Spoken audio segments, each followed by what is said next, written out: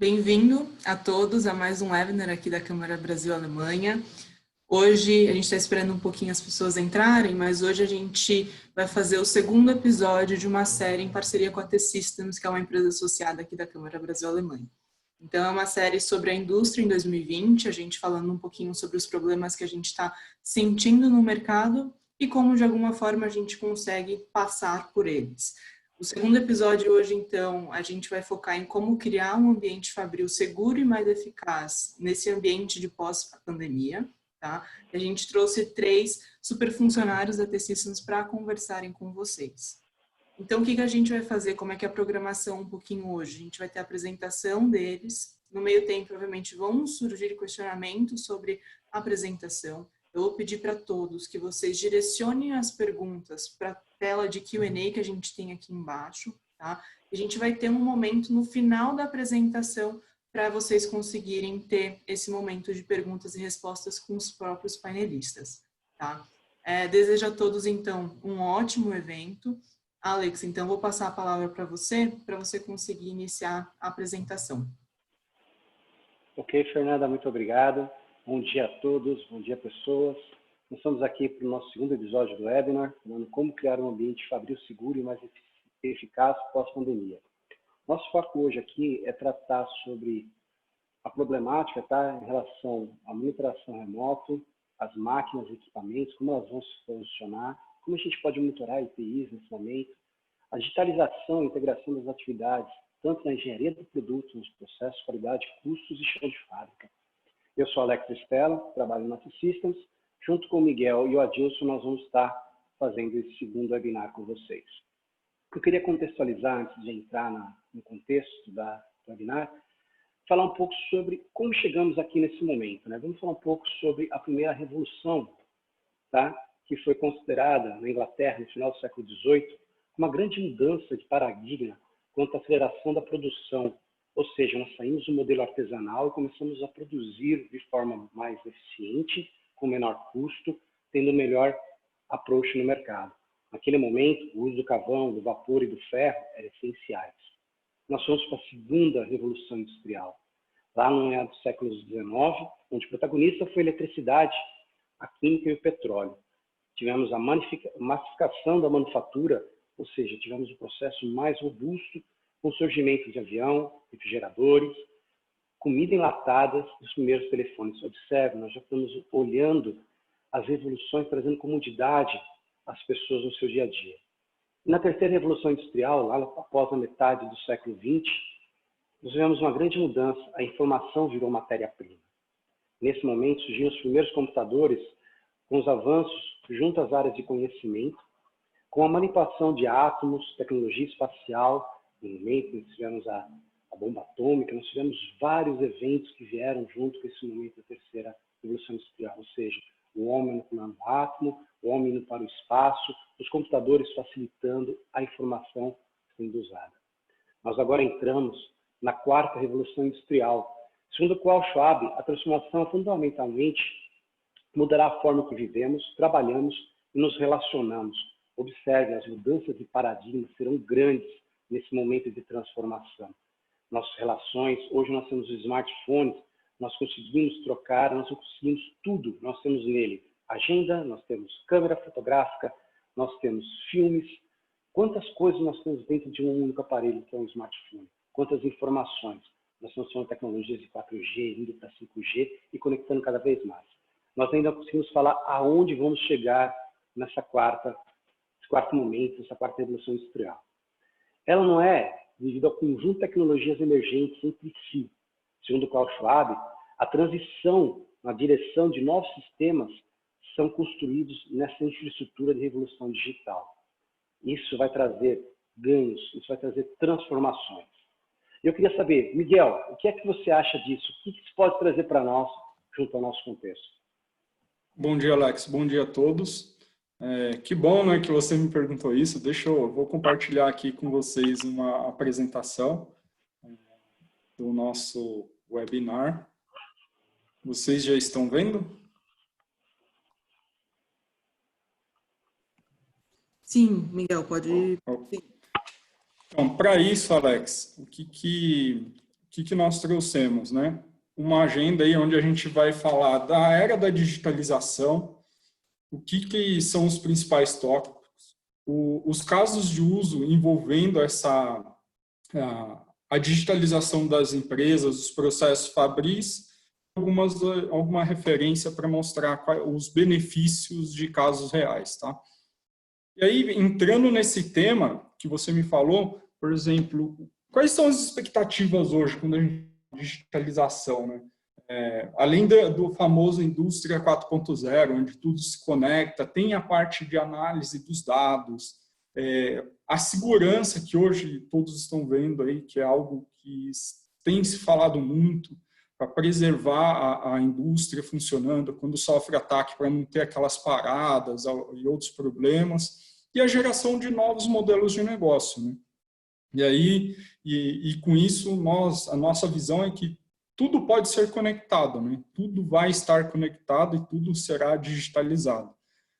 Só que para isso nós temos alguns desafios, né? Então, a digitalização não é somente pegar um processo, como você comentou, manual e transformar aquele processo em um meio digital. Não, isso daí você só está trocando o processo A por B, né? A ideia é que você reconstrua aquele processo para que ele se torne mais eficiente usando a tecnologia.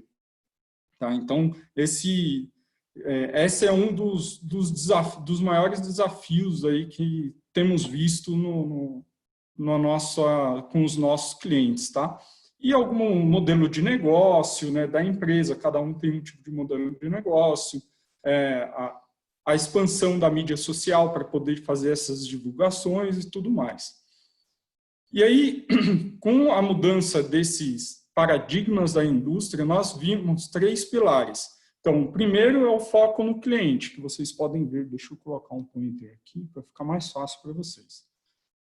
É o foco no cliente. Então, ele ter acesso de uma forma fácil ou de uma forma que ele tenha uma experiência de usuário boa. Então, quantas vezes a gente vai fazer alguma coisa, perdão, e a interface daquele aplicativo não é legal. Então, o foco sempre no cliente. O outro é a tecnologia. O que entra a tecnologia? Utilizar o que tem de melhor hoje no mercado para que o cliente possa ter uma boa experiência na sua indústria.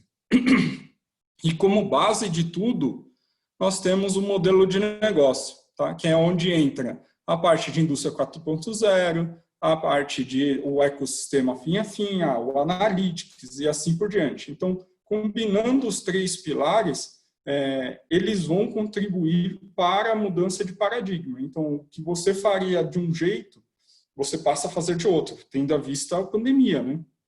Quantos paradigmas foram quebrados durante a pandemia? O home office, por exemplo, né? São coisas nesse sentido, tá? A transformação no dia a dia da vida das pessoas mudou completamente, né? A transformação digital, eu entendo que, da forma que você colocou, a pandemia foi um agente de mudança. Exatamente. Por exemplo, a conveniência para o cliente foi algo que ficou muito latente durante a pandemia. Então, se você pegar alguns pontos, né? A simplicidade, por exemplo, nos processos, e aí, com base em tudo isso que a gente falou, se analisarmos a pandemia, tem um modelo de negócio por trás, porque muitas empresas tiveram que reinventar o seu modelo de negócio, usando o quê? A tecnologia para atender o seu cliente. Perfeito, fantástico. E aí entramos um pouco mais na indústria. Hoje, quando falamos de indústria, Miguel, indústria 1.0, indústria 2.0, 3.0, 4.0, 5, enfim, existem várias nomenclaturas, mas quando a gente fala de indústria, por exemplo, 1.0, é aquela indústria que tem os equipamentos mais antigos. Indústria não é assim, o equipamento ficou obsoleto, sai trocando equipamento, porque são equipamentos caros, máquinas caras, grandes, e assim por diante. Então, o que a gente faz? Para transformar o dado que está sendo gerado naquela máquina e ninguém está vendo. Porque toda máquina ela gera informação. Então, por exemplo, informação de vibração, informação de temperatura, mas muitas vezes a gente não coleta essa informação. Então, qual o primeiro passo da digitalização dentro da indústria, né? Que a gente fala de transformar dado em inteligência. É coletar essas informações das máquinas. Pô, aí o Alex deve estar se perguntando, tá bom, Miguel, como que eu faço isso, né? Junto com o time técnico, claro, da própria indústria, né? A gente sensoriza as máquinas, tá?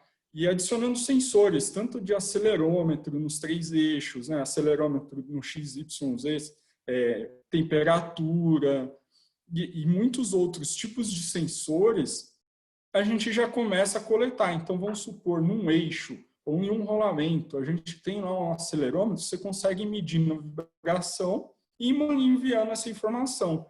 Então, o primeiro dado aqui, o primeiro passo para se fazer a digitalização numa indústria, a gente já está começando.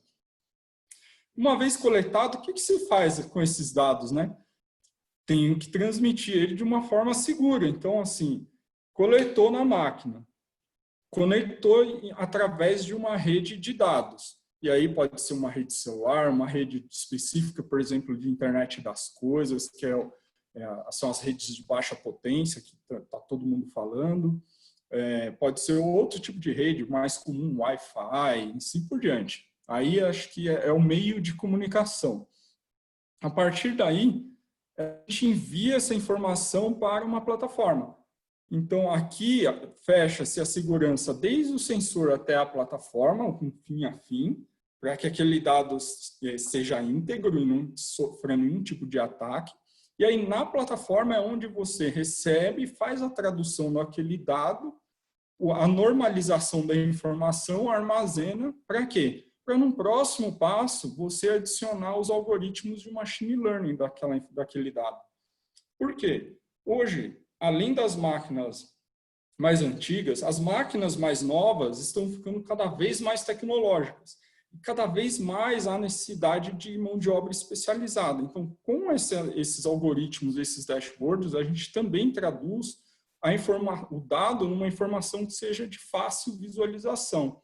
E, em cima disso, adicionamos a inteligência, que é os algoritmos de inteligência artificial para poder tomar algum tipo de ação se houver um desvio naquele processo da Fabril. Aí o Alex e o Adilson devem estar se perguntando, tá bom, Miguel, e por que você falou bonito aí, sensor, inteligência, transmissão do dado, a plataforma, como que começa? Como você espera que comece? Não é, Alex? O Alex deve estar ali se coçando assim, mas tá bom, Miguel. Me explica direito esse negócio. Aí, qual é a nossa visão, né? Dividimos em 3 módulos, tá? Para explicar para vocês. O módulo 1 seria os primeiros bullets que eu comentei, que é a da sensorização e da envio da informação para a plataforma. E onde nós temos os principais desafios, que são conectar as máquinas e os controles de maneira fácil e rápida. Então, assim, dependendo da máquina, você consegue automatizar para que, se houver alguma emergência, desligue. Para isso, precisa estar sensorizado, precisa ter os controles, precisa ter um mini computador conectado àquela máquina. É a modernização. Então, você vai alterando a forma como se interage com aquela máquina. Menos interação humana e mais interação tecnológica. Existem outros desafios que a gente pode falar, como, por exemplo, protocolos industriais. Existem N protocolos. Você tem informação, por exemplo, em tempo real daquela máquina. Então, vamos supor, se sua indústria está no Nordeste e você precisa fazer uma viagem para o Centro-Oeste, você continua tendo a visibilidade da performance da sua linha de produção mesmo à distância. E em tempo real ou próximo do tempo real. E que é um monitoramento remoto que a gente comenta. E aí, como que a gente resolve? Eu já dei até algumas das respostas, né? Você ter o sensoriamento, uma plataforma que a gente chamou de plataforma de IoT, usar interfaces e protocolos comuns da indústria, como o OPC-UA, é um dos, tá? Existem outros, isso não é um limitante. A visualização das máquinas numa sala de controle virtual, então você tem um dashboard onde você consegue ver cada linha de produção sua, consegue ver o andamento, onde acontece algum tipo de anomalia. E um analítico básico, que aí esse aqui eu chamo como se fosse um nervo central ali da solução, porque todos os dados são gerados, são tratados, mas sem ter análise do dado especificamente para identificar um padrão, um comportamento, não vai adiantar nada, a gente só vai estar pegando a informação e armazenando. Miguel, nesse caso você está falando, a gente está colocando um threshold, a gente está colocando uma regra, uma visão de negócio, um valor em cima desse dado gerado. Exatamente, porque gerar o dado, mandar para a plataforma e armazenar, não vai ajudar as empresas a poder, nos próximos módulos, você vai ver, Alex, que a gente vai entrar um pouco mais no detalhe de um cronograma de manutenção e outros pontos que são o analytics, né? O analítico do dado é a base para tudo isso, o machine learning, inteligência artificial e tudo mais, tá? E aí, como você falou, cria-se algumas regras com limites, né?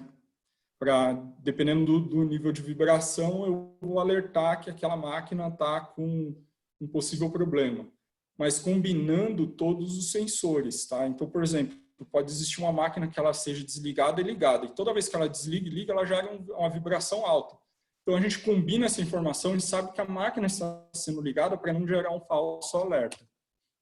E aí, até trazendo um pouco mais de detalhe para vocês, o que seria esse núcleo da manutenção preditiva? Estariam os dispositivos conectados nessa, que a gente chama de núcleo da plataforma, onde tem o painel de monitoramento, vocês podem ver aqui, que eu estava comentando agora há pouco, onde você consegue fazer a gestão de todos os sensores de todas as máquinas e ter a parte de analytics básico, tá? Porque aí é a alma da solução. Aí, Legal. Alex e o Adilson, até interrompi o Alex, ele deve estar se perguntando assim, mas Miguel, você falou analítico básico, que é isso? É de comer, né, Alex? O que isso faz? Que resultado traz isso? Bem, o que você vai fazer com isso? Então, existem três pilares, né, do analítico básico. Que é a análise da tendência de sensores. Então, você consegue saber se aquilo ali está caminhando por uma falha ou algo do gênero, com base no histórico de tudo que você teve. Uma análise estatística de sensores individuais ou combinando diversos sensores, tá? Então, aqui nós temos, por exemplo, uma variância muito grande. E a detecção com valores unidimensionais dos sensores. Então, você ter uma única dimensão daquele sensor e saber, aquele sensor específico, se ele tiver algum comportamento nesse padrão, é um possível problema, tá? É assim que, em alto nível, a gente estrutura aí a parte de analytics dos dados. Perfeito, fantástico. E tudo isso para quê? Serve como base, se você lembrar do gráfico lá de dado, saindo do dado para a inteligência, para o quê? Começar a detectar o estado da máquina, para fazer a manutenção preditiva. Então, você ter grandes volumes e aí quais são os desafios desse módulo, né? São gerados grandes volumes de dados nas máquinas. E, como eu comentei também, as máquinas ficando mais inteligentes, né, mais modernas, ela precisa de uma mão de obra mais especializada. É onde a gente começa a ir transformando o dado para inteligência do quê? Trazendo a parte de tradução do dado, transformando aquele dado mais técnico e uma informação visual para que uma pessoa consiga fazer uma análise, e o técnico seja, né, o especialista da máquina, seja acionado quando realmente há necessidade, né? Não precisa ficar olhando lá a máquina para saber, eu vou ter um problema, eu não vou. Então, isso, uma pessoa que esteja ali na linha de produção, ela já consegue detectar isso rapidamente, tá? O tempo de reação fica mais eficiente nesse caso. Exatamente. Então, você tem uma detecção antecipada de uma possível falha, tá? E a parte de anomalias. Então, por exemplo, eu não tenho conhecimento detalhado dessa máquina X, eu olhando um dashboard que já fez parte de tradução do dado e ali tem uma informação em um gráfico que ficou vermelho, eu sei que aquilo ali é um problema. Então, qualquer um que estiver ali próximo à máquina vai identificar um problema. É um painel de fácil leitura, né? Vai chamar atenção, né? Exatamente. E aí não precisa ter ali um especialista da máquina, olhando a máquina o tempo inteiro e tudo mais. Nesse momento, ele já consegue ligar ou acionar o especialista da máquina e dizer, eu estou vendo aqui o gráfico do eixo X está dando o limite 25, por exemplo. E aí o especialista já pode se tomar as devidas ações, né? E é onde que a gente entra nas aplicações, né? De manutenção preditiva, de detecção de anomalias em mau funcionamento antecipadamente, os painéis claros intuitivos e tudo mais. Exemplificando, por exemplo, uma detecção de anomalia, tem a massa de dados das máquinas, que eu comentei agora há pouco. Ele gerou lá nos sensores, continua com base nos sensores, tá? E aí, tanto as máquinas com sensoriamento, quanto as máquinas que já possuem os próprios PLCs. A gente pode ou usar os dois, ou usar só o PLC, ou tudo que a máquina já oferece, porque tem muitas máquinas que já são modernas, que ele já tem as informações lá, ele só precisa enviar para alguma solução.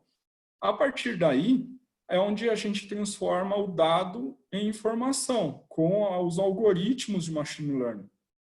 Para que no final você tenha esse cockpit de monitoramento, que a gente estava comentando agora. E aí, com isso, você consegue fazer uma análise de causa raiz do problema, combinando diversos sensores para programar uma manutenção preditiva, fazer uma priorização e avaliação dos riscos, ter um aviso prévio do que pode acontecer, e assim por diante. Então, até exemplificando, eu trouxe aqui um gráfico, porque senão o Adilson, o Alex vai falar, mas Miguel, você falou, me exemplifica aí. De um sistema que não tem uma manutenção preditiva. A gente colocou a anomalia começa aqui. Ela vai até onde o equipamento ocorre a falha. Onde ocorre a falha no equipamento. Se você não prestou atenção nos sensores. Que é onde a gente faz a manutenção corretiva ao invés da preventiva. Então, combinando as informações dos sensores, a gente consegue determinar, por exemplo, nesse caso, um sinal de que a máquina está com algum tipo de anomalia já antecipadamente, de um sensor. A máquina vai continuar funcionando, ela não vai parar. E você possivelmente não vai ver aquela informação, né? Por exemplo, pode ser um rolamento de uma máquina, tá? Só exemplificando. A partir daí, nós temos o segundo sinal de anomalia. Então, isso significa que já é uma segunda agenda para ele poder fazer a correção da máquina, a manutenção da máquina. E com tudo isso relacionado ao quê? A causa raiz, tendo a causa raiz como informação. Então, ele sabe onde está o problema, ele sabe, com a manutenção preditiva, com base nos sensores, qual é a máquina, qual a informação que está sendo gerada. Então, se pegarmos tudo que a gente veio conversando até agora, você vai ver que esse gráfico resume muito bem. E o terceiro sinal, lembra do análise dos unidimensional de cada sensor, os dados massivos que são gerados daqueles sensores, se a gente combina tudo, a partir daqui do terceiro sinal, a máquina pode parar a qualquer momento. Uma parada hoje é muito custosa no processo. Hoje a otimização que você tem numa produção, no chão de fábrica, ele é muito custosa, uma parada inesperada do ambiente, né? Isso traz um Com valor muito certeza. grande no processo. Eu sei que é uma transformação, como você falou, a gente tem várias escalas, né, de indústria, de maturidade, mas realmente traz um valor muito grande você conseguir prever e conseguir minimizar uma parada ou antecipar, planejar essa parada de forma a não perder valor no seu processo. É porque tá tudo envolvido, né, Alex? Desde, não só a parada da produção em si, né? Que você parou a sua linha de produção, mas alocar os técnicos, direcionar todos os técnicos para ir lá identificar onde está o problema. É o tempo das pessoas ali envolvidas. Se não tem a determinada peça, tem que fazer uma ordem de compra, esperar mais tempo a máquina parada. Então, é mais custo para a empresa. Então, depois tem o custo e o tempo para a substituição da peça. Então, se você consegue criar esse cronograma de manutenção, muitas empresas já possuem essas janelas de manutenção.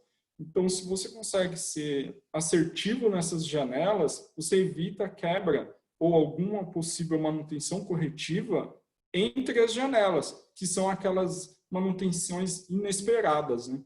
Isso já era um custo adicional para a empresa. Perfeito, fantástico.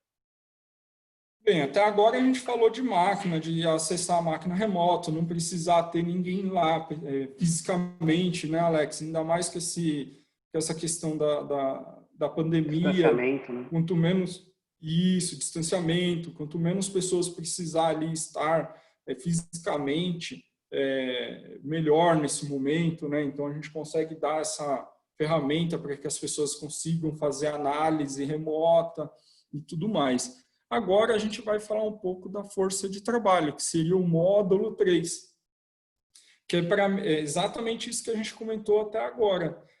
Melhorar a condição, ter uma maior disponibilidade do ciclo de vida em um serviço mais longo, então as pessoas conseguem realizar esse passo a passo com maior facilidade, monitorar o fim a fim da cadeia de produção, não só das máquinas, mas a gente também consegue o processo, consegue monitorar, por exemplo, quanto de um insumo entra numa linha de produção e quantos produtos são gerados. Então, cria-se N ferramentas ali para o trabalho dia a dia das pessoas. E para isso eu vou até passar a palavra para o nosso amigo Adilson. Ele tem bastante know-how e conhecimento aí para compartilhar com a gente. É isso aí, Miguel. Obrigado. Você pode passar para o próximo slide, dando continuidade aí na questão da força de trabalho, né, dando melhores condições ao pessoal que está na linha de frente, ao pessoal do chão de fábrica. Eu estou aqui com um slide com o tema paperless. É uma facilidade que já se vê há muito tempo na indústria, nas fábricas, né, que é você substituir os papéis que circulam na fábrica ou no escritório por formas digitais, né? É um fluxo eletrônico, formulários eletrônicos, fluxo de aprovações, workflows, né? Tudo isso já é bastante conhecido pela redução do uso de papel, redução de impressão, e isso aqui, conforme que o Miguel apresentou para a gente se enquadra praticamente na indústria 3.0, que é a digitalização com o advento do uso dos computadores, né? Mas e aí, como que a gente pode aumentar ainda mais a colaboração em termos da força de trabalho, né? Ainda dentro do uso de workflows digitais e o paperless, né? Imagine hoje, nesse novo cenário de pandemia, como é que seria você ter que fazer a aprovação de um documento, coleta de assinatura, se você não tivesse um formato eletrônico. Todo mundo em casa, todo mundo em localizações diferentes. Se você não tivesse pronto nessa situação, você não teria como coletar uma aprovação, uma assinatura de um documento, porque está todo mundo em casa, em localidades diferentes. Tá? Aqui nesses slides eu estou com uma apresentação de uma visualização de uma instrução de trabalho em termos de indústria, né, que seriam os planos de processo, no formato eletrônico, né? Que eu comentei, isso aqui já existe há muito tempo.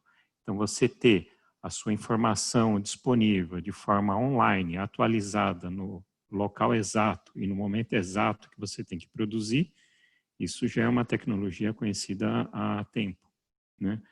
Agora aqui, como é que eu posso ter essa mesma informação interagindo com a máquina ou interagindo com o usuário? Então, aqui eu tenho um exemplo de verificação se o operador da máquina está utilizando EPI, né? Então, não só disponibilizando a informação de que ele precisa utilizar os equipamentos de proteção no chão de fábrica, no posto de trabalho, mas eu também estou verificando se ele está fazendo o uso correto ou não desses EPIs, seja com tecnologia de RFID, com tags, ou seja com visão computacional, né? Da mesma forma, o operador que está no posto de trabalho executando a tarefa, ele foi treinado, ele foi capacitado para executar essa tarefa naquele posto de trabalho para aquele produto? Eu posso reconhecer o operador via o crachá dele, com tecnologia de RFID, ou visão computacional também. Eu estou detectando, estou reconhecendo o operador, faço um cruzamento com o RH, vejo se ele está treinado ou não e se ele está apto a executar essa tarefa, essa operação, né? Inclusive podendo chegar até a fazer essa checagem do treinamento e da capacitação e fazer um impedimento, um bloqueio da máquina para que ele utilize, faça a operação sem o treinamento designado para isso. Tá? Adilson, só colocando isso daí que você colocou, show de bola, quer dizer que a matriz de capacitação, a gente consegue interagir com ela junto às máquinas, ou seja, eu consigo garantir a segurança desse indivíduo, desse meu colega, pela capacitação, ou seja, eu tenho uma matriz de capacitação, consigo falar para a máquina se ele pode ou não dentro dos processos. Isso. Eu também tenho essa informação ligada com o RH, eu posso compartilhar essa informação com outros meios. Uma triangulação, por exemplo, do processo que é planejado para ser executado com o RH para ver qual que é o treinamento necessário para fazer aquela operação do processo com o chão de fábrica, quem efetivamente vai fazer, se ele está capacitado ou não, foi treinado ou não, e inclusive fazer o bloqueio da máquina, né? Toda essa triangulação, essa comunicação e essa colaboração com todas as áreas da empresa, né? Ainda dentro da parte de sensores que o Miguel comentou com a gente, né? Eu posso fazer a coleta das informações do processo também, coleta de medidas, coleta de apertos, coleta de posicionamento, produto que está sendo produzido, fazer essa retroalimentação e comparar se o que está sendo planejado é igual ao que está sendo executado, né? Tudo isso aqui focado na parte de processos, né? Muito se fala, por exemplo, de qual a chave para o sucesso do seu negócio, né? Claro, é você ter um produto ótimo, um produto bom, um serviço bom, fazer a gestão das pessoas e o que às vezes muitos esquecem é fazer a gestão do seu processo, né?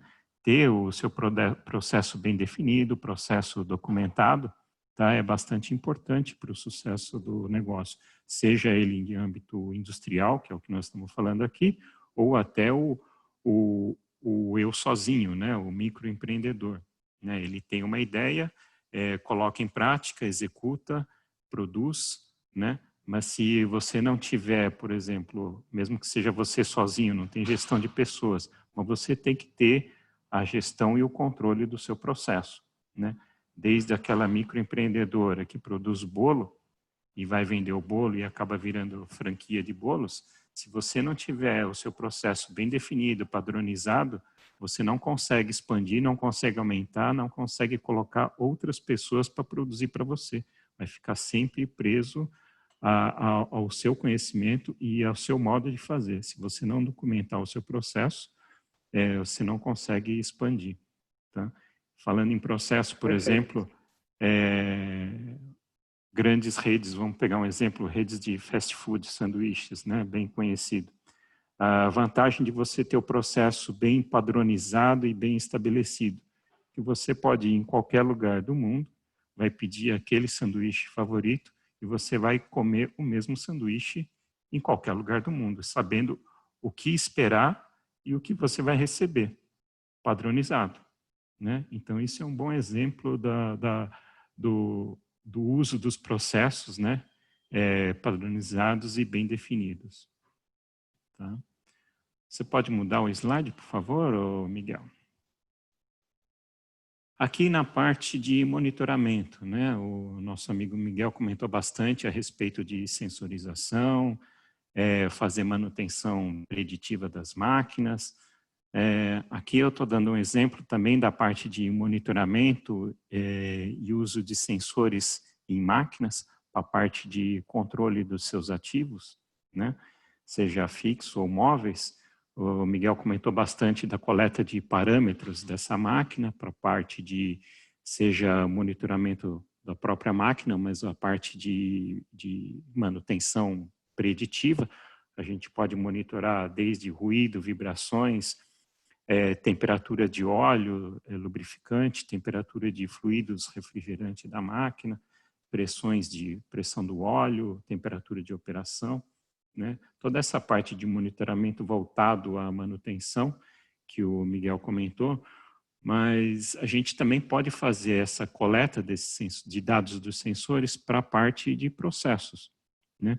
Por exemplo, mesmo na questão de ruídos e vibração, que o Miguel comentou que pode estar relacionado a rolamento, a gente também pode fazer a parte de monitoração de vibração relacionado, por exemplo, a ferramental, né?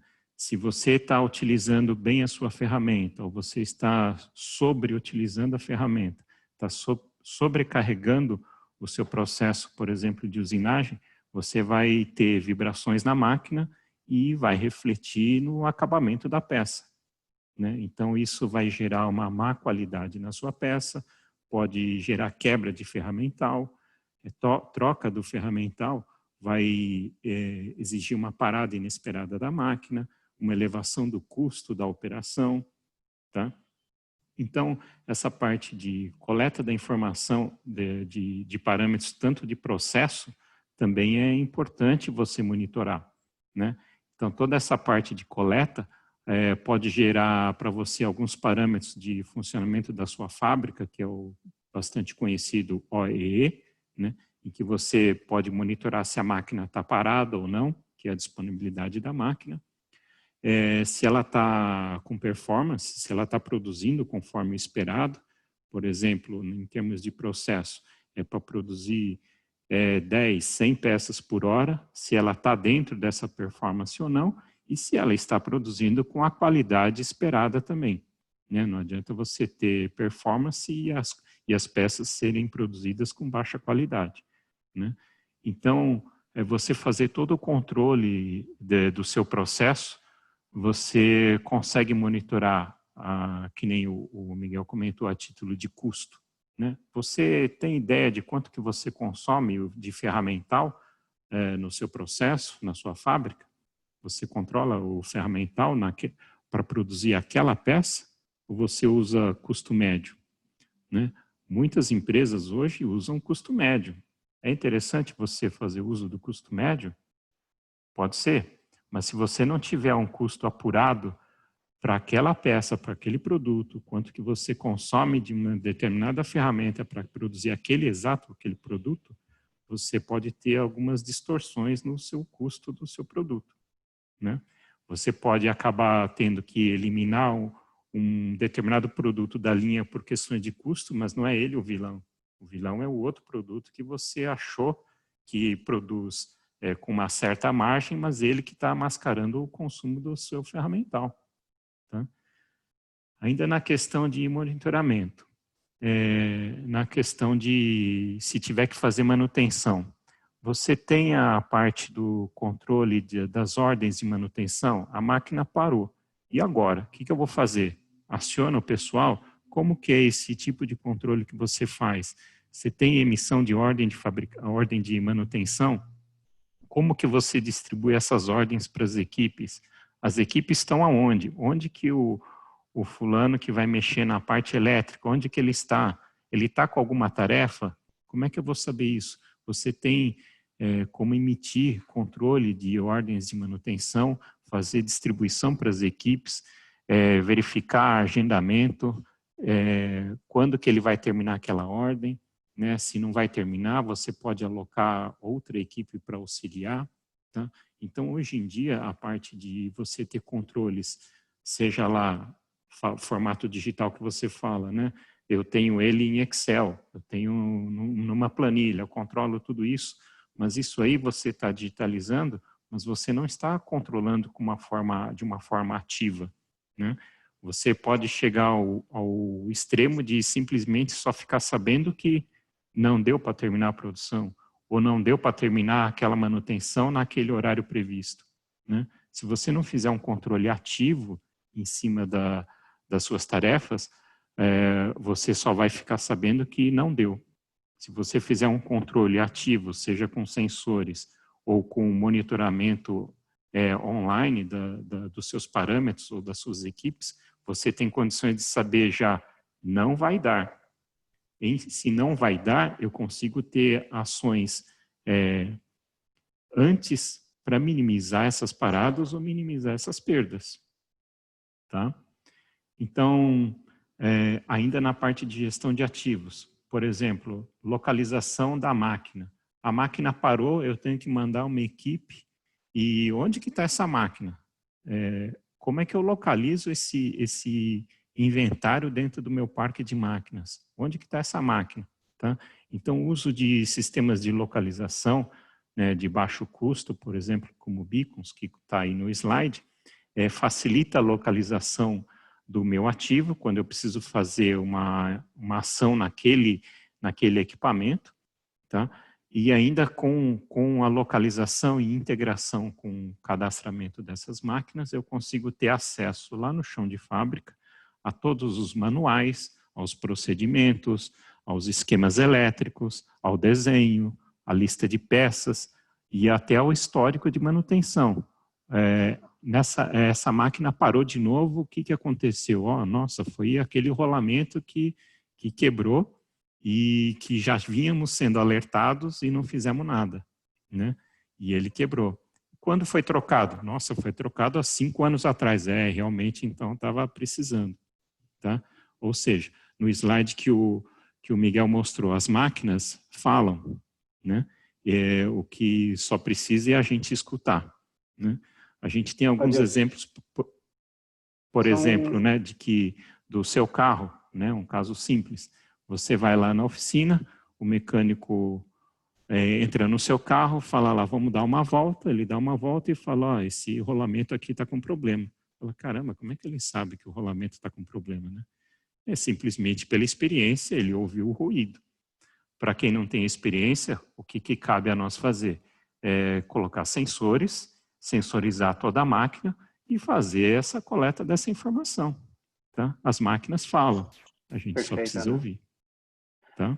Adilson, você colocou aí adicionalmente, só para contextualizar, os parâmetros aí, o refrigerante, uma bebidinha que a máquina toma, comenta para nós aí. Essa questão de refrigerante aqui, já tinham perguntado, né? Não é a parte de vending machine, onde você vai pegar seu refrigerante, sua cerveja, mas pode ser importante também você monitorar a temperatura da cerveja, né? Por exemplo, vamos transferir agora, por exemplo, de comércio ou indústria, a fluido refrigerante de uma câmara frigorífica. Se ela vier a parar, você pode perder a sua carga, né? Agora, as máquinas falam, como a gente já falou. Então, quando você medir pressão de fluido refrigerante numa câmara frigorífica, quando ele começar a cair a níveis, por exemplo, que você determina lá um nível inferior, ela ainda não está comprometendo a temperatura da sua câmara frigorífica, nem do seu refrigerante, nem da sua cerveja.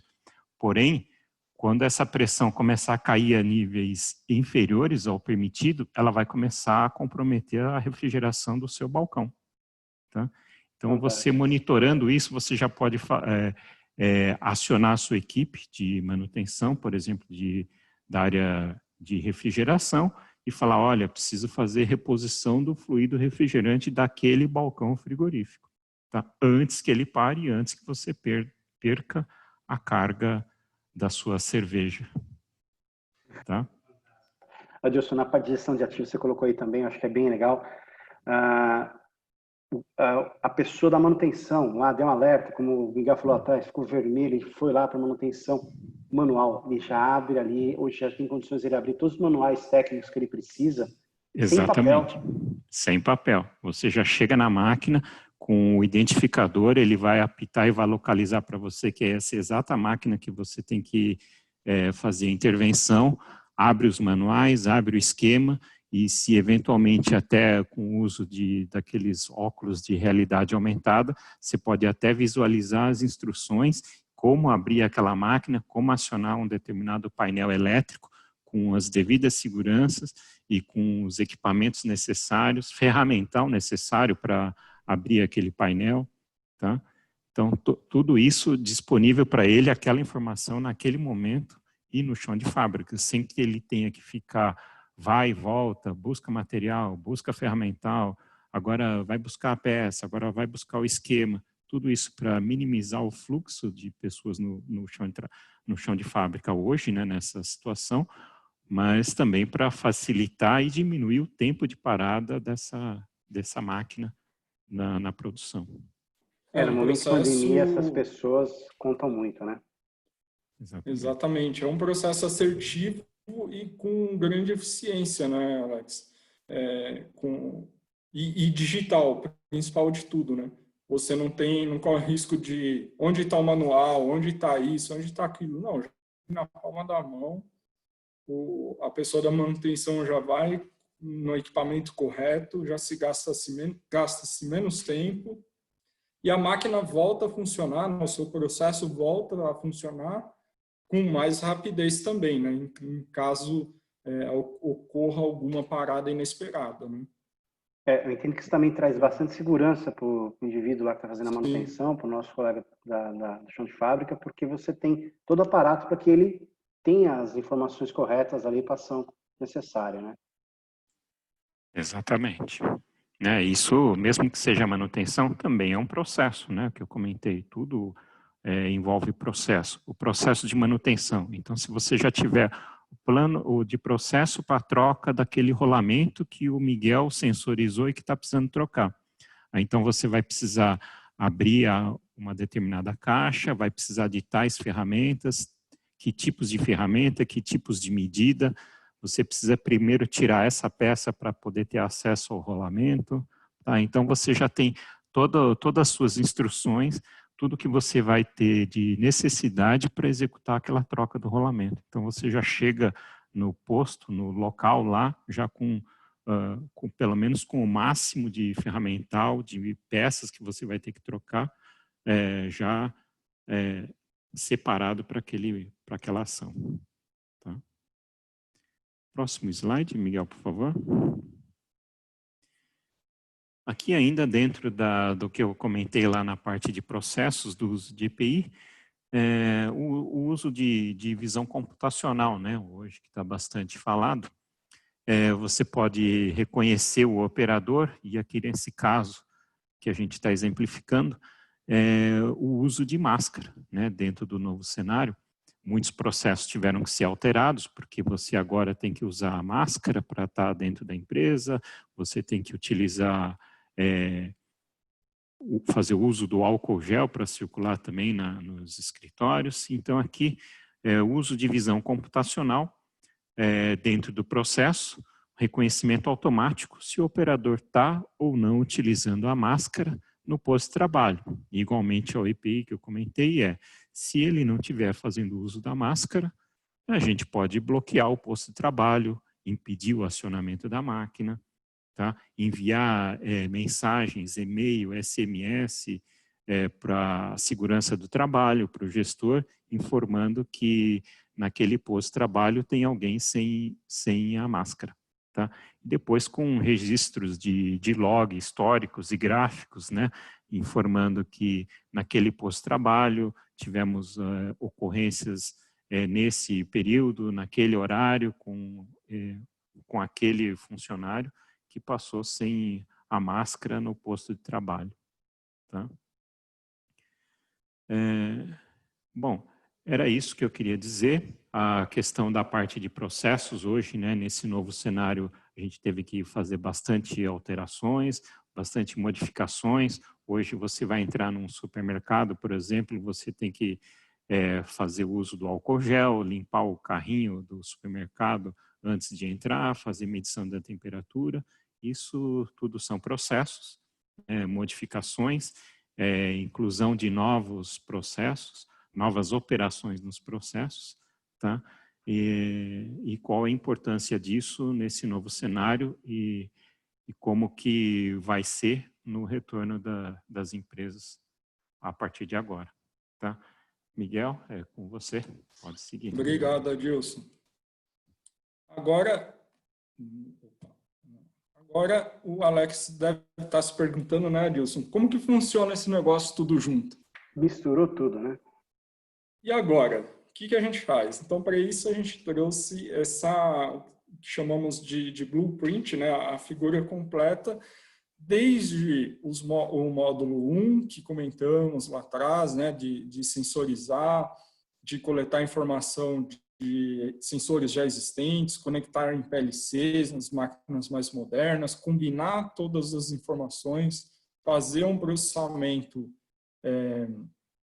local, que a gente chama de Edge Computing, para aí sim enviar para a parte de monitoria e analítico básico, tá? Através de protocolos industriais. Esse seria o módulo 1, que também pode se integrar na parte de sistema de gestão da força de trabalho e integração com os CRMs, né? CRM, RP, controle de acesso, sistemas de manutenção e assim por diante.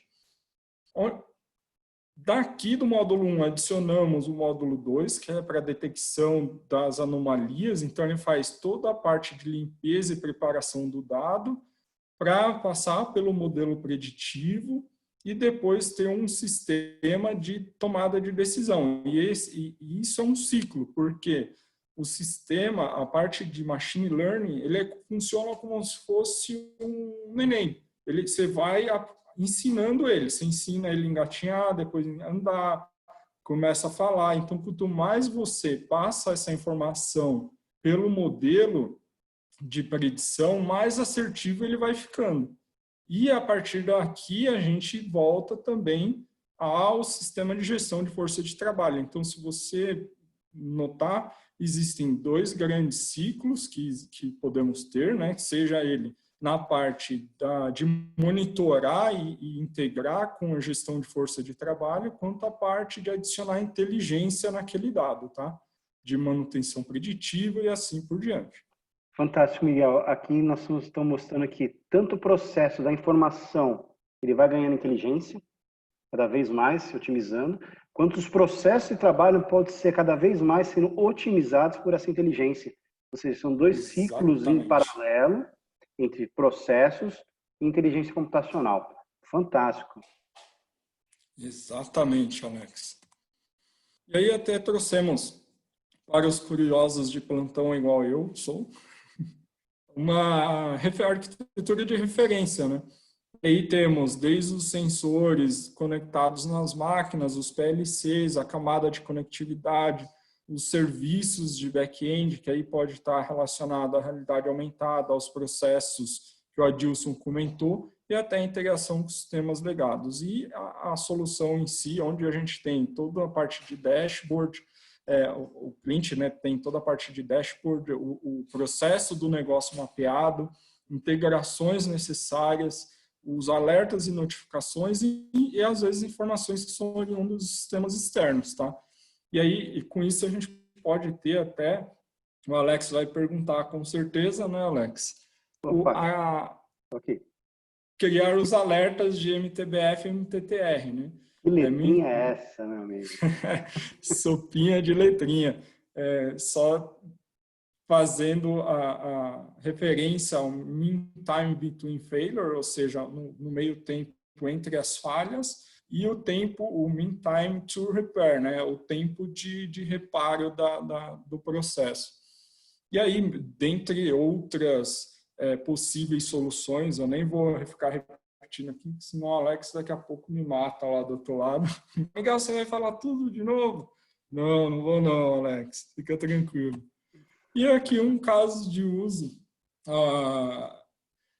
que montamos aqui com base numa informação que temos, tá? Por exemplo, quantidade de peças produzidas. Vamos supor, esse determinado cliente produz 120 mil porcas, por exemplo, ou 120 mil parafusos. E ele teve 35 horas de quebra, vamos supor, em 2019, com 50 centavos de perda de receita. Então, a perda no cash flow é enorme. Se a gente adiciona a parte de predição, esse daqui foi a quebra, tá? Se a gente adiciona a parte de predição, a ideia é que isso se reduza para 7 horas de manutenção mensal, né? E aí, com isso, nós temos um saving bem grande no cash flow da empresa. Aí o valor não é só agregado no produto, mas também de custo, né? Exatamente. Na operação. E aqui nós estamos falando do custo em si, né? Do custo, assim, tempo do produto, sem levar em consideração o tempo da pessoa fazer manutenção, o tempo da pessoa fazer, dos funcionários, né? Buscar a peça para reposição, às vezes não tem a peça, compra a peça mais cara para voltar. Esse é o direto só, né? Isso, exatamente. Fora todo o indireto que tem aqui no processo. Joia. E não podia faltar, né, Alex? Você fala, tudo bem, eu conecto tudo. E a segurança? Né? E a privacidade das informações. Exatamente. Então, a ideia é que tenha segurança no fim a fim. Então, todo acesso de sensores seja autenticado, por exemplo, usando padrões de mercado, o ALF2, para cada requisição ele devolva um token de autenticação. Então, você não consegue, mesmo que haja um segundo acesso, esse segundo acesso ele vai gerar um novo token, vai ver que ele não é um acesso permitido, não deixa acessar. Tem outra possibilidade de ter um agent instalado lá no gateway que está conectado ao sensor, que ele autentica na plataforma em cloud.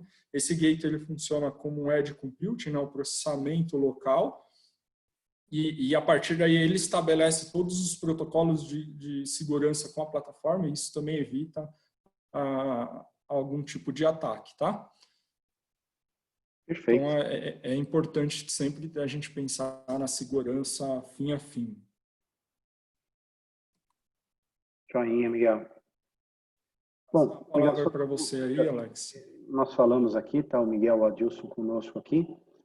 Só colocando um pouco, que no começo eu falei da T-Systems, tá? Só falar um pouco. A T-Systems é uma empresa hoje alemã, tá? Ela está subsidiada também aqui no Brasil, com seus colaboradores, tá? Em 12 escritórios em 5 estados, ou seja, nós aqui somos uma empresa de 1.800 funcionários, mais de 1.800 funcionários aqui, tá? E mais de 315 mil no mundo, ou seja, a T-Systems hoje ela tem um processo bem grande inserido no mundo, tá? Também muito no mercado alemão, europeu, e aqui no Brasil também estamos aqui trabalhando, tá? Queria só contextualizar com vocês um pouquinho. Aqui a gente falou bastante sobre valor, né? O valor agregado, né, Miguel? Tudo que nós falamos aqui, ele traz diretamente o valor ao processo, ou seja, a transformação digital, o valor ao processo, né? Tanto você e o Adilson colocaram bastante sobre isso, entender um pouco, na opinião de vocês, essa transformação, ela para mim é um caminho sem volta. Todas as empresas vão passar de uma certa forma, um certo momento, com a sua maturidade para isso. E ela tem sim o valor hoje, né? O TI a informação está ligado literalmente ao valor do seu produto, já é um valor, faz parte da cadeia de valores, né? O que vocês entendem sobre isso?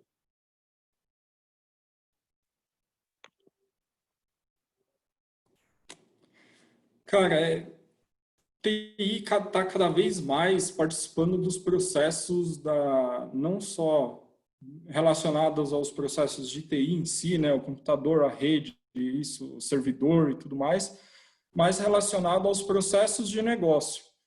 Justamente como comentamos, né, no início, Alex, por exemplo, tendo um aplicativo celular que funcione de forma rápida, que não seja aquele aplicativo lento, dando toda a ideia, vamos supor, que o marketing tenha de designer, TI consegue viabilizar aquilo para que funcione integrado com todos os sistemas de back-end, né, que suportam aquele aplicativo, seja num processo fabril, por exemplo, como a gente comentou, não é mais só a fábrica, é TI dentro da fábrica para auxiliar o dia a dia do trabalho das pessoas, né?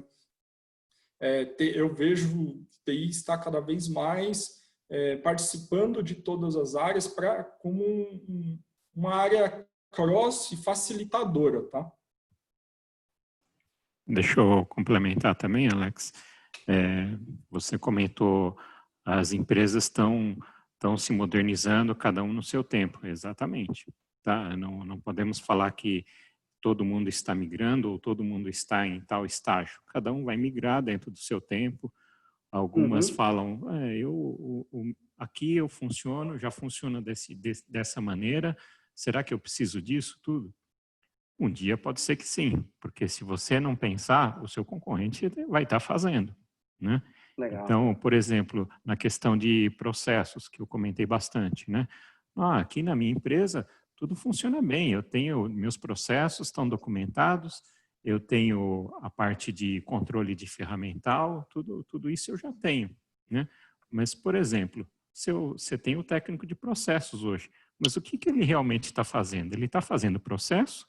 Ou ele está tendo que ficar imprimindo os processos, distribuindo na fábrica, atualizando os processos na fábrica, fica aquela correria dele do escritório para a fábrica, repondo as folhas de processo, atualizando por causa das auditorias, né?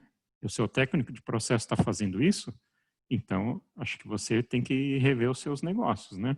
Porque ele poderia estar otimizando os processos, escolhendo ferramentas mais adequadas, melhorando a performance do seu ferramental, verificando se você tem formas de produzir aquela peça de uma forma mais rápida, com a mesma qualidade, ou produzir com mais qualidade, com menos tempo, tá? Então, assim, se você não se modernizar, o seu concorrente pode ser que esteja se modernizando. E aí, quando você chega na concorrência, entrega um preço e encontra alguém com preço menor, falar, puxa, será que ele está fazendo só o preço mais baixo porque ele quer pegar o negócio ou porque realmente ele tem um custo menor de produção, né? Será que as máquinas dele são mais monitoradas e ele tem menor tempo de parada? Ele usa uma ferramenta mais adequada que eu não conheço, tá? Então, é assim, cada um vai fazer no seu tempo, tá? Dentro das suas disponibilidades. Mas eu acho que é um caminho sem volta, né? Perfeito, Adilson. Da forma que você coloca, eu acho que tem um ponto bem relevante, até a cadeia de fornecimento. Aquela peça, às vezes pode ter uma peça mais adequada, pode ter um valor no produto, ele vai custar menor e te trazer uma margem mais adequada. Perfeito. É que você produz mais com menor custo, né, Alex? E aí, consequentemente, você consegue ter um preço final mais competitivo no mercado. Ou até internamente, né? Você fazer, por exemplo, o estudo, será que compensa eu fazer internamente ou comprar de um fornecedor externo para agregar no meu produto? Mas como que você vai fazer uma comparação se é melhor eu fazer ou comprar? Se mesmo você fazendo internamente, você não tem o custo exato de como que você leva para produzir isso. Você pode acabar comprando de um fornecedor externo achando que está fazendo um bom negócio, sendo que você, na verdade, não sabe quanto que você gasta para produzi-lo. Tá? Perfeito. Fernanda, você deve estar aí pensando que a gente só fala, né? E tem algumas perguntas para nós, Fernanda, que entrou por aí, queria compartilhar conosco alguma coisa. Miguel, você quer que o próximo slide, para a gente ficar com o slide de perguntas e respostas? Não, perfeito. Eu agradeço muito a apresentação de vocês, mesmo eu não sendo da parte industrial, eu achei super interessante como vocês trouxeram, né, todo o histórico e também o caminho aí da indústria 4.0 para a gente conversar um pouquinho. Pessoal, então a gente vai entrar agora na parte de Q&A. Se vocês tiverem algum tipo de pergunta, só direcionar para o box aqui da parte do Zoom de funcionalidades que a gente consegue conversar com os meninos, tá? Nesse meio tempo, sim, eu tenho uma dúvida que é muito mais uma curiosidade minha, pelo que vocês comentaram, vocês pincelaram um pouco agora nessa última pergunta, falando que o processo, né, de digitalização é uma empresa, assim, cada uma no seu horário, mas que, de alguma forma, todas vão ter que passar por isso, né? A minha pergunta é muito mais assim, como é que vocês veem a indústria 4.0 hoje no mercado brasileiro? Apesar de todas terem que passar, vocês acham que é uma coisa muito distante?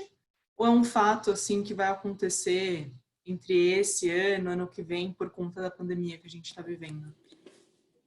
Oi, Fernanda. Na verdade, assim, eu vejo como algo que já está acontecendo há algum tempo. Já existem várias indústrias, tá, bem modernas aqui no nosso país.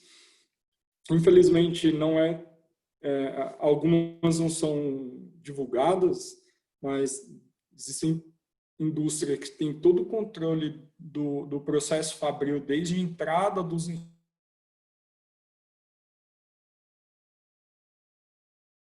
Miguel Miguel travou. congelou.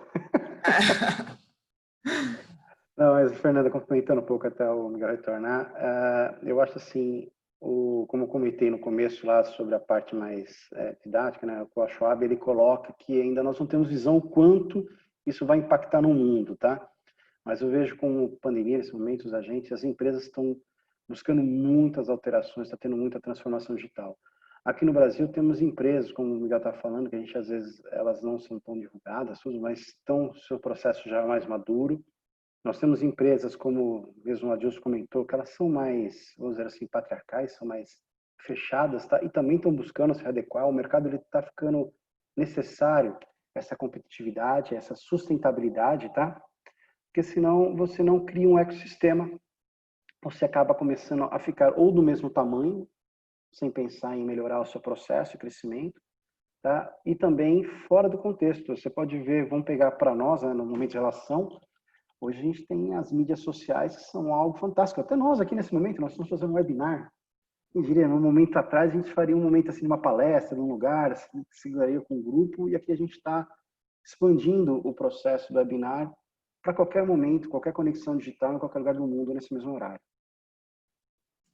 Eu posso complementar também, eu não lembro os números agora, mas tem, se vocês quiserem procurar nos dados de apresentação da Fiesp, por exemplo, tem bastante informação lá com relação às empresas que já estão, que se declaram que estão em 4.0, tá? Mas como o Miguel comentou também, muitas não divulgam isso, tá? Então, o número ainda é pequeno, mas quando a pergunta passa para falar, você tem intenção, você está procurando sobre o tema, aí a quantidade é grande, tá? O índice é bem grande, ou seja, então, é como o Alex comentou, existe a onda, algumas já estão à frente, mas a maioria está inteirada sobre o assunto, está buscando, está pesquisando e tem intenções de ir nesse sentido, tá? Ótimo, perfeito. A gente até tem uma pergunta relacionada com essa discussão que a gente teve agora, de uma pessoa anônima, mas que perguntou, então, para quem está começando agora nesse caminho de transformação digital, qual que vocês acham que é a recomendação inicial, assim, de foco, para conseguir iniciar nesse trabalho? Bom, primeiro é saber assim, vai ter que analisar a situação da empresa em relação aos seus dados, tá? Até tem um slide que o Miguel passou lá atrás sobre aquela curva de digitalização, como é que ele está crescendo em relação ao processo, tá? É saber onde ele está, a maturidade que ele está do processo dele, como ele vai começar a interagir sobre isso, ou seja, como ele vai captar os dados, como ele vai medir esse processo, tá? E colocar suas inteligências no processo de negócio. Essa transformação necessita de suporte tecnológico, normalmente, tá? Você tem as soluções que vão ser agregadas para poder fazer essas coletas de informações, como eu coloquei lá atrás, a informação na terceira revolução industrial ele já era um dado, começou a tratar a informação, né, como matéria-prima, e aqui a gente está moldando a matéria-prima com uma inteligência para poder ser tratada. Então, acho que o importante é se localizar onde está, e as empresas, através de soluções ou parceiras, vão começar a transformar essa informação em trazer valor. Ou seja, vai trazer o valor do seu processo, ao seu custo, à sua operação. E com isso, buscar o melhor mercado, melhor momento de sustentabilidade e sobrevivência nesse momento. Ótimo, perfeito. A gente tem mais uma pergunta, então, para a gente finalizar. Em relação a tudo isso que vocês comentaram, como é que se define, então, as regras de análise, para análise, né, preditiva em manutenção? Uma pergunta um pouquinho mais técnica.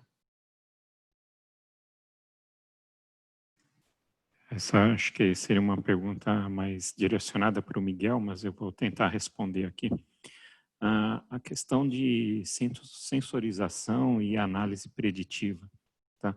E isso tudo aí, assim, tem algumas máquinas, as máquinas mais modernas, elas já possuem parâmetros no próprio comando eletrônico dela, já voltado para isso, né? Mas na questão de máquinas um pouco mais antigas, em que você tem que colocar sensores, aí, no caso, recomendaria que fosse feito sempre uma análise ao tipo de máquina, aos históricos de ocorrência dessa máquina, né? Então, por exemplo, já é sabido que essa máquina aqui, ela não tem, é uma máquina convencional, mas ela tem um problema recorrente e conhecido de problemas no rolamento, tá? Então, o que a gente vai fazer é trabalhar em cima de sensorizar aquele dispositivo, aquele item daquela máquina, tá?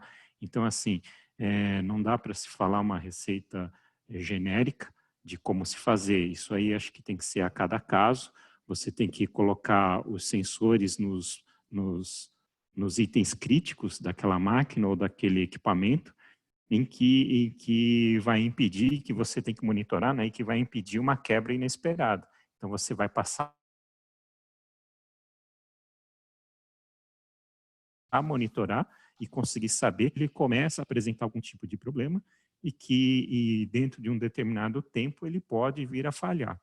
Então, o conceito da manutenção preditiva é isso, é você monitorar e quando começar a apresentar sinais você já consegue se planejar, prever uma parada programada para que você possa parar, ou seja, num final de semana, num horário pré-determinado ou no intervalo de produção, você parar aquela máquina e fazer a manutenção daquele dispositivo. Então, assim, acho que não tem uma regra e é recomendável que faça um estudo e você comece a atacar pontos específicos do seu dispositivo. Tá? Legal, Adilson, complementando, eu acho que a importância que essa análise preditiva, a gente tem, como você falou, escutar todos os equipamentos, né? E essas inteligências, ela podem evoluindo. Eu acho que o mais interessante é que, assim, você não tem hoje, falar assim, você consegue estabelecer, mas você consegue evoluir e trabalhar melhor nesse processo na segunda rodada. Lembrando aquele big picture que apareceu, o processo ele é constante de transformação. Então, nós podemos, nesse momento, fazer uma análise, aquela análise preditiva ir melhorando, melhorando, melhorando. E como o Adilson falou, também atingindo o seu processo, tá? Algo que é uma evolução, né, Alex? Então, a manutenção preditiva... Eu não vi você entrando. Desculpa, gente, não sei o que aconteceu aqui, caiu tudo. Estou de volta. A manutenção preditiva é um processo de aprendizado contínuo, né? Você não treina um algoritmo e aquele algoritmo, tá treinado, tá tudo certo. Sempre vão ter novas situações que ele precisa de um treinamento. Então, isso é algo constante, tá? Perfeito, perfeito. A gente tem uma última pergunta, então, que surgiu aqui, mas voltado para o trabalho, então, da T-Systems, né? Em cima de tudo isso que vocês comentaram. Então, a empresa de vocês provê soluções, serviços para o que vocês comentaram durante a apresentação? Sim, Fernanda, nós temos tanto a parte de consultoria quanto de serviços, tá? E produtos para essas soluções que foram apresentadas, né? O Miguel tem bastante experiência nesse ponto. Inclusive, assim, toda a parte de sensoriamento, de gateway, de processamento em borda, provando soluções em múltiplas clouds, por exemplo. O que a gente gosta sempre de comentar, Fernanda, é que montamos algo que é building blocks. Então, a gente não joga fora tudo que nossos clientes já fizeram. Então, a ideia é que complementamos com as nossas soluções, serviços e tudo mais, o que o cliente já tem para que no final ele tenha uma solução fim a fim. E na parte de processos, né, que eu falei bastante, toda a parte de gestão de processo, controle de documentação, gerenciamento de manutenção, tá? Automatização de processos, né, RPA, nós provemos esse tipo de serviço e consultoria também, Fernando. Ótimo. Inclusive, é bem legal, Fernanda, o Adilson comentou aí, é relacionado com um pouco com a indústria 4.0, por exemplo, no nosso escritório a gente faz o uso de sensoriamento de ambiente, por exemplo, tá? Para manter o ar-condicionado na temperatura ideal, usando o RPA para fazer os comandos no sistema do ar-condicionado. Legal. Fernando, outro exemplo que foi apresentado na outra palestra, né? Que eu tô hoje no site, estou eu e o Adilson aqui, nós estamos com o bracelete que ele controla o distanciamento. Então a gente consegue ficar numa distância segura, sem a gente ele nos avisa, a gente ficou numa distância, tá? A gente também está com máscara aqui, a gente está numa distância maior. E ele também faz esse controle e isso vai ser guardado e pode computar se a gente se aproximou, quanto tempo ficou junto e alguma coisa do gênero também, para controle de distanciamento, tá? Que foi apresentado no primeiro episódio.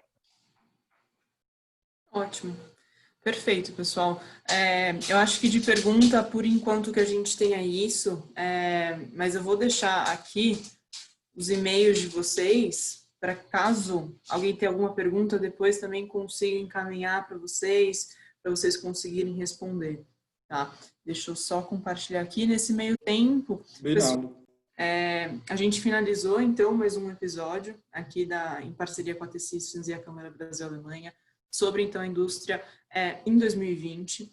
Esse episódio, gente, que nem o primeiro, a gente vai colocar no canal do YouTube da Câmara, tá? Entre hoje e final da tarde e amanhã, então, caso vocês queiram rever para tirar alguma dúvida, também, antes de encaminhar a pergunta para os meninos, é possível também. A gente também vai encaminhar a apresentação que eles utilizaram aqui durante o webinar, para vocês terem também, conseguirem reler depois, tá? A única coisa que eu vou pedir, então, para a gente só finalizar e também a gente vai ter o terceiro episódio, né, que é no dia 10 de setembro, vou fazer uma enquete aqui para vocês responderem o que vocês acharam do evento, como é que foi a apresentação. Então, enquanto eu vou pegando o e-mail deles, eu vou passar aqui a enquete para vocês responderem. Só um minutinho.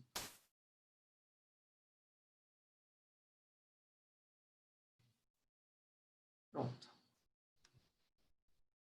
Enquanto isso, deixa eu pegar aqui o e-mail de vocês.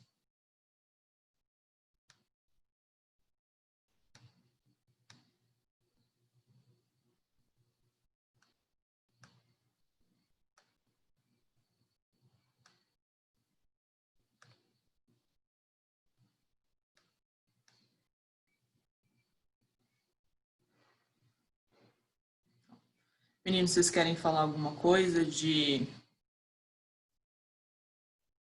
Fernanda, queríamos agradecer a oportunidade, tá? Esses assuntos são sempre interessantes e em voga no momento.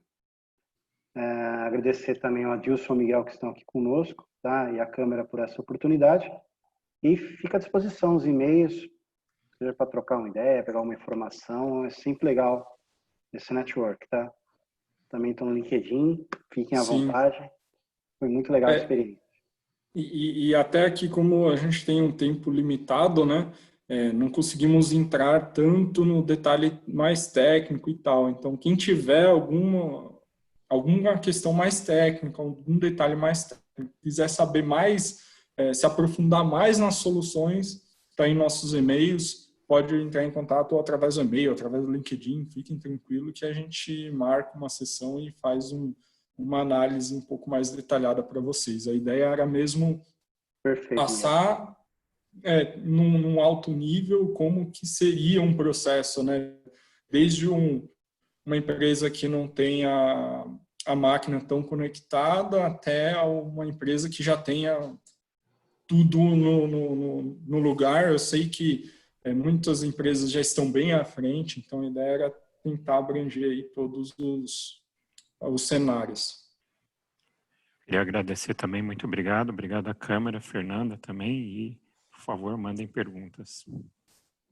Perfeito. Então, meninos, eu acho que é isso. Eu que agradeço vocês pelo tempo de vocês e também pela ótima apresentação. Foi ótimo mesmo para pessoas, vamos dizer assim, leigas como eu nesse assunto. Foi super esclarecedor. Agradeço, então, em nome da T-Systems, a Cláudia também por toda a parceria. Eu acho que é isso. Então, a gente vai colocar esse webinar de novo no canal do YouTube. Tá bom? Valeu, Fernanda. Obrigado. Obrigado. Obrigada a vocês, gente. Tchau, tchau. Obrigado a todos. Abraço. Tchau, tchau. Até mais. Tchau, tchau. Abraço.